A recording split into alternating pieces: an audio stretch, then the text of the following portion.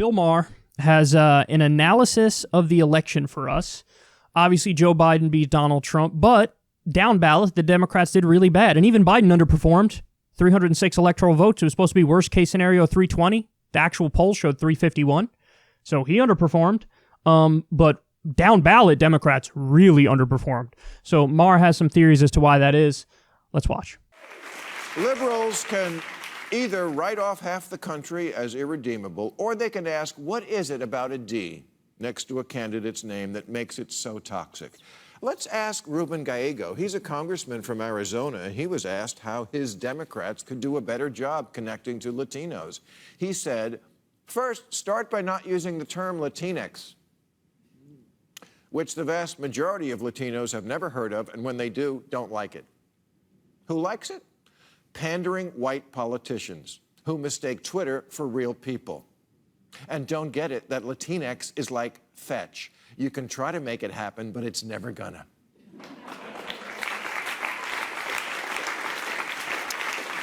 Virginia Congresswoman Abigail Spanberger said after the election, if we are classifying Tuesday as a success, we will get fucking torn apart in 2022. That's a congresswoman. She was urging members not to talk about defunding the police. James Clyburn agreed. Defund the police is killing our party, he said. Pennsylvania Democrat Connor Lamb says Democratic rhetoric needs to be dialed back. It needs to be rooted in common sense. Thank you.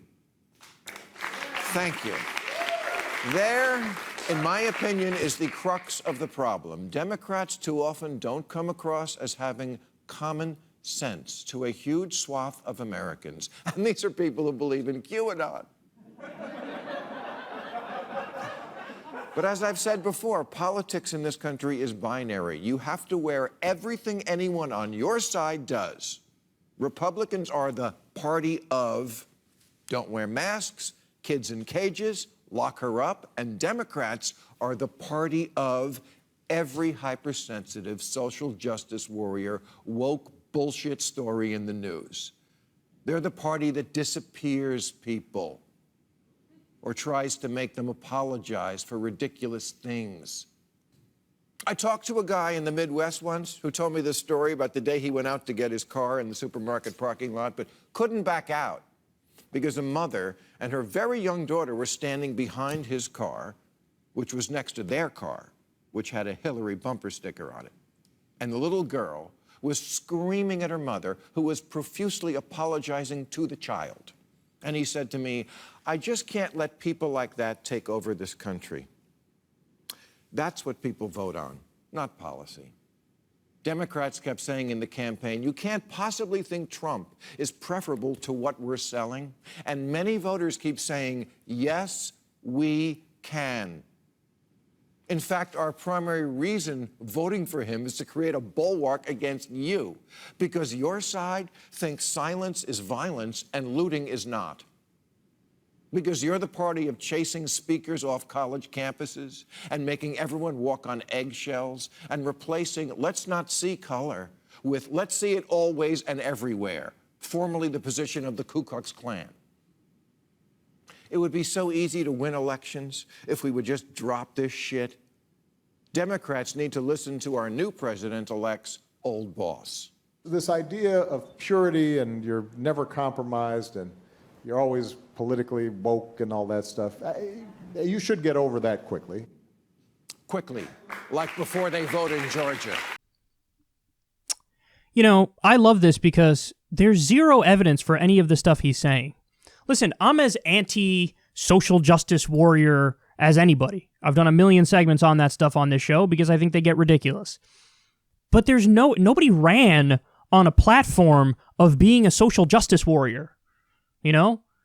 Nobody's out there forming a pink hair caucus. That's not a thing. Even the go-to examples that these people have been using, nobody ran on it. Nobody ran on defund the police. Nobody ran on that. Or actually, maybe one person ran on that, and that would be Cori Bush, and she won. But by and large, nobody ran on defund the police. This is what activists are saying in the streets. And they're saying it because in these particular communities, there have been really terrible issues with the police, like killing of unarmed people, or they feel like they're under some sort of military occupation. But nobody's running on these things. And so this analysis of the election, there's just no evidence for it.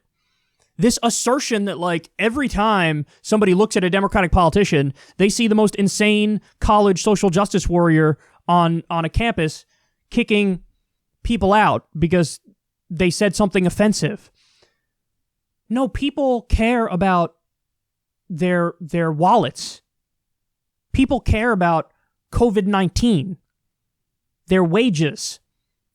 I mean, it's all about the kitchen table issues. That's the bread and butter. But this like weird elite liberal analysis is sort of like denying a material analysis now and going right towards, hey, here's the thing that pisses me off because people yell at me when I make shitty jokes. And so now I'm going to extrapolate that as if it's the biggest issue in the election in the country. By the way, they've looked into a lot of this stuff, okay? And so there was, I forget her name, but there was a Democratic congresswoman who lost. And afterwards she said, it's because AOC and socialism, and this is why I lost. So Waleed Shahid of Justice Democrats went back and took a look. Let's see the ads that were ran against this Democratic congresswoman. Virtually everyone was about how she's corrupt. So the real issue, and by the way, she is corrupt. So the real issue was a Democrat was corrupt.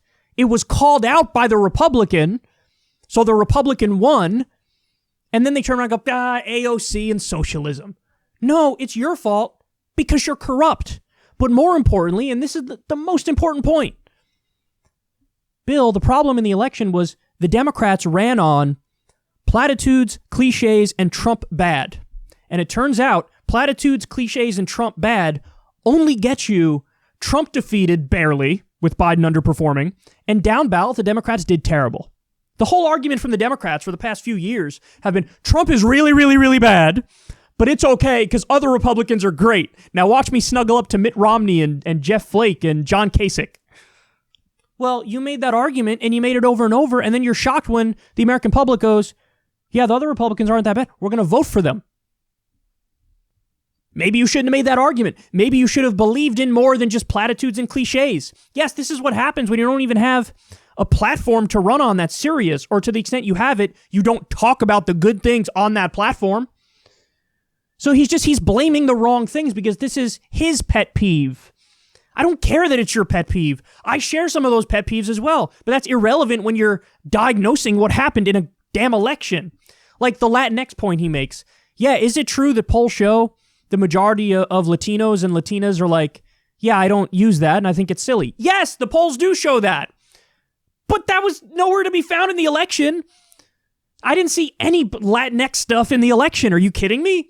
It's just he's finding these little awkward things about the far left and acting like this represents the entire Democratic Party. Ridiculous. Ridiculous. By the way, also one new pet peeve of mine that I can't get over now is he quotes whatever his name is, Conor Lamb, and he's like, Democrats need to run on common sense. And he's like, yes, run on common sense. Hey, idiot, everybody thinks their own ideas are common sense. Like, you're not saying anything. I'm pro common sense. Oh, congratulations! You fucking genius! Oh, wow, thank you. Thank you for that. That's so meaningful. Everybody thinks their ideas are common sense. Go talk to the furthest right-wing uncle at the Thanksgiving dinner table you could find. He thinks all his ideas are common sense. Go talk to, a hardcore commie. They'll be like, yeah, my ideas are common. Everybody thinks their ideas are common sense. So he's like, let's run on common sense. Everybody thinks they're already doing that, you jackass. Okay, anyway, I digress. That's a random side point. I'll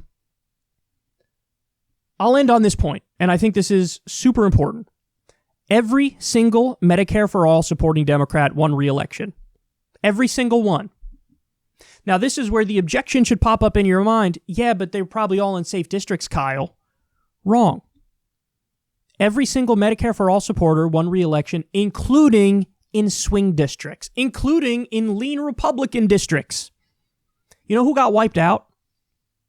The Blue Dogs. You know who else lost? Max Rose in Staten Island, who ran as a Democrat while making arguments like he's a Republican, supporting intervention, apologizing for Trump, slamming other Democrats, and he lost. and he lost. So if you actually want to go to the evidence, there's an analysis that just came out. The further left Democrats were, the more likely they are to win. Now, there's a number. How do you define left? There's all these legitimate questions in response to that. But I've explained it before on this show a million times. Yes, in order to win elections, you go to where people already are and you tell them, I agree with you. So you vote for me, you're voting for yourself. I'm going to represent your interests because I agree with the thing that you are pushing for. That's all you got to do. So in other words, lean into economic populism. Go as far left as you want on economics because it turns out people really like it.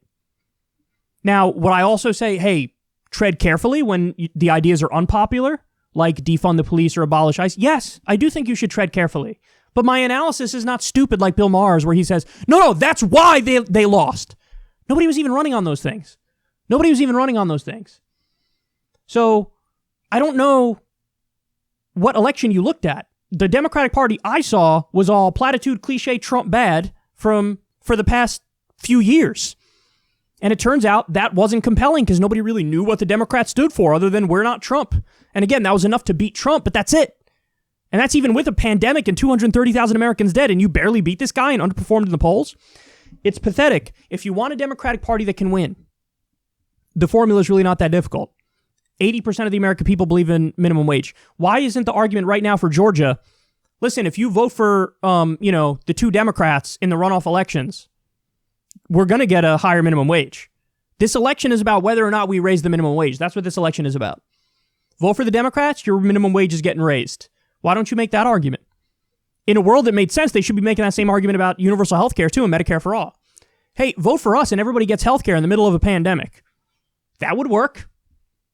This is what people care about. They care about wages. They care about health care. So, that's how you win elections. You win elections by putting front and center materially improving people's lives. And I'm going to get to a story later about how Republicans even understand this to a degree. Granted, they never do the right thing in office, but they actually bragged about the handful of decent things that Trump did when the pandemic hit and he suspended student loan payments because people couldn't pay them. Well, Republicans were bragging about that. What happened? I thought something scary, socialism, whatever. No, turns out when you help people materially, they go, I kind of like this. A stimulus check, right? Everybody, when people get a stimulus check, they're like, whoa, this is nice. So run on stuff like that. It's not that difficult. But Bill Maher's analysis is just made up. It's just like, here's my pet peeve, and I'm going to say that this was the dynamic in the election. Except nobody ran on defund the police. Nobody ran on being an ardent social justice warrior. The problem with the Democratic Party is the corruption. The problem with the Democratic Party is the corporatism. And the problem with the Democratic Party is that their whole philosophy was platitude, cliche, Trump bad. If you replace all of that with Medicare for all, free college, living wage, then we're getting somewhere. So listen, again, final point. I'm as anti-social justice warrior as the next person. I think the wokeness goes way too far oftentimes, and I talk about it.